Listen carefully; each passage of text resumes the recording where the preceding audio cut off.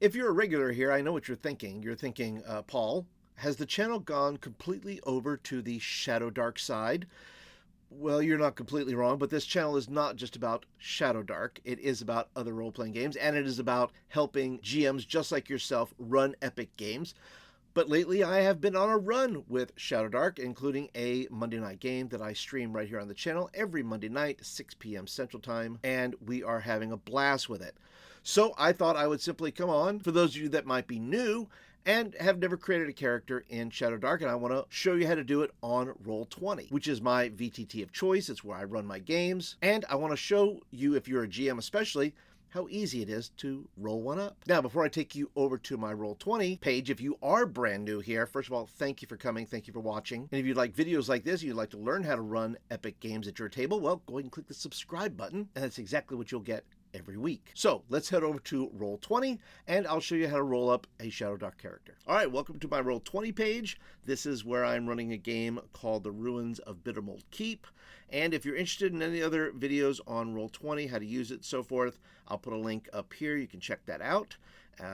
But for today, we're just going to go ahead and roll up a character. And all you really need to do on Roll20 is that when you're creating an adventure on Roll20, you go down to the character sheets and choose the game system, and in this case, you will choose Shadowdark. So here we go. We have I've already named this character Grim Golddigger. Might be a dwarf. I'm not 100% sure, but I'm going to go ahead and say dwarf.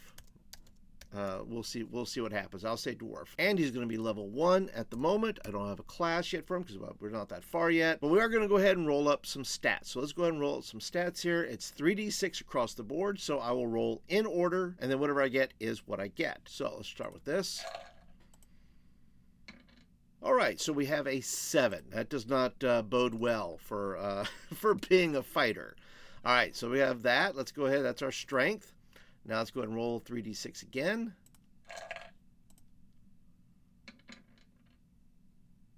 All right, an 8. But this is not boding well. This is just oh, I'm already getting a -2. I'm getting a -1. All I can hope now is I'm going to be a wizard. I'm going to be some sort of magic user. That's all I can hope for. So let's roll another 3d6. All right, a 14. So we have a constitution of 14. All right, as you can see, as you're going along, it will put in there for you your modifiers, if you will. So you have a -2, -1 modifier, and a 2 modifier. All right, let's go for intelligence.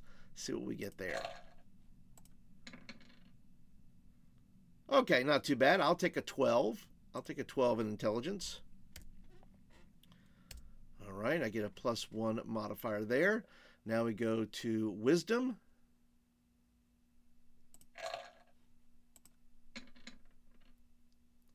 Oh, an 8. That's not good. All right, and then that's a -1 modifier, and then we go charisma. Come on, charisma. Let's go. Big time, big time. Oh, no. Well, you know what? I told you I was going to roll up this character. Just because you roll up this character doesn't mean you have to play this character, okay? These are not great stats. I got a constitution of 14 and intelligence of 12. So what are my options then? Why don't I go ahead? I'm going to go ahead and use my book here. If you want the quick start guide, just go ahead and there's a link down below. You can get a quick start guide, totally free. Has everything you need in it. Okay, so let's go ahead and dive into then say, okay, level 1, we already said that. We have 0 experience points. As far as a deity goes, let me see here. Let me just pick a deity, and it looks like I will be a wizard, I think, because my intelligence is 12, and that is my only decent score that fits any of the character classes there. So I will be a wizard, which actually works out pretty good, because then I can show you how to actually do these spells. So let's go ahead and type in here, wizard, level 1. As far as a deity goes, we don't have to have one, but let's go ahead and just put in there, let's make him Shun the Vile, which is chaotic. Shun the Vile. And we're going to go with the chaotic wizard, which that's always works real well. I like that. And because I did pick dwarf, I want to go ahead and add that to my traits and abilities. So I'm going to add in there, right there, I'm going to add starts with +2 HP. Roll HP per level with advantage. All right, so we go ahead and click the little checkbox there. And there we go. Starts with +2 HP. Roll HP per level with advantage. Now let's go ahead and add our attacks. Okay, so what can we attack with, right? We're going to use strength no matter what. It's going to be not great for us because we're going to get a -2 if we decide to use our dagger. So under attack spell range, we're going to put close because that's what a dagger is. Let's put weapon name, by the way. Dagger. It's going to be close. The damage is going to be 1d4. Now, the second type of damage could be poison, something like that, but this particular dagger does not have poison, so we're going to leave it at that. And then something happens with critical roll or damage and description and flavor text. Let's say you have a magic dagger and it does other things. You want to put that in there. So let's go ahead and click that.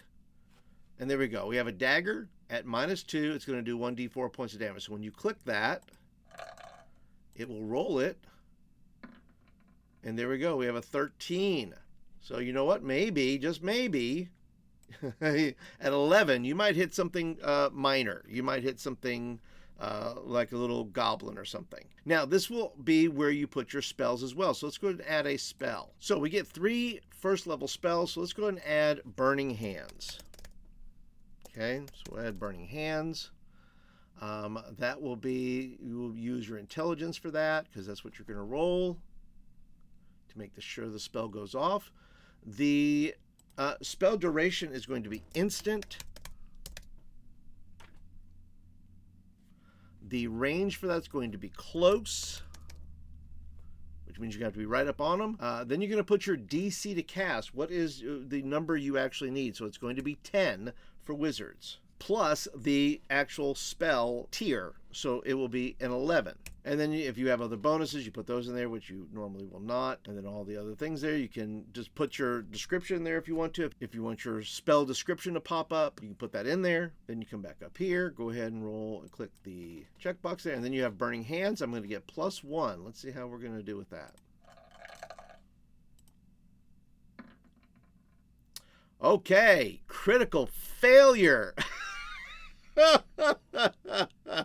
I can't catch a break, can I? Oh no. Well, I'm not good into all that. If you want to see me roll some critical failures, by the way, you need to watch the last Shadowdark game I played in. It was pretty awful. I'm talking about like ones galore, like critical fails in a row. It's pretty bad. All right, so let's go over to gear. Gear is you get only so many gear slots. And that's either, based on your strength, says it's your strength or 10, whichever is higher. So thankfully, 10. 10 is higher. So we're going to go with 10. So let's just put my dagger in there. I'm going to have some, I think I can, I don't know, I don't think I can wear any armor. Maybe I have a spell book. I have some rations. You're allowed 3 rations per slot. Now, depending on what you roll up for silver, which is the main currency in Shadowdark, then you can spend and buy your equipment out of that. So let's say you had 100 silver pieces, not 1,000, 100, and then you just spend, and as you spend, you go along and subtract. There's also a basic gear pack you can get. Let me see. I think it's 7 gold pieces for what's called a crawling kit, and you can put all those things on your list as you go. Of course, if you get anything special, you can put it down in your other gears, things that don't take up slots, things of that nature. Or if you want to describe a particular item, you can do that. Modify. Let's say you want to put all your spells on top. If you hit modify, you can simply move that up and then hit done. And then you can put all your spells. If you want to put whatever your main spell is or whatever weapon you want to use, you can put that in there. Or let's say you lose a spell and you don't want that at the top because you're so used to clicking on that. You can take that and then go ahead and move it down and say, okay, well, I don't have that spell anymore. Kind of like me, because in my last game, I lost my eye bite spell for a week. So I don't want that at the top. It's just a sad, shameful reminder that I have lost my spell for a week because it was a critical fail. and I had to roll on a table, and it told me I can't have it for a week. So those are the just general ways of rolling up your character. Like I said, it doesn't take that long. Okay, as far as my hit points are concerned, I'm going to roll 1d4, but the good news is, because my con is so high, I'm going to get to add +2 to that. So let's go ahead and just roll my...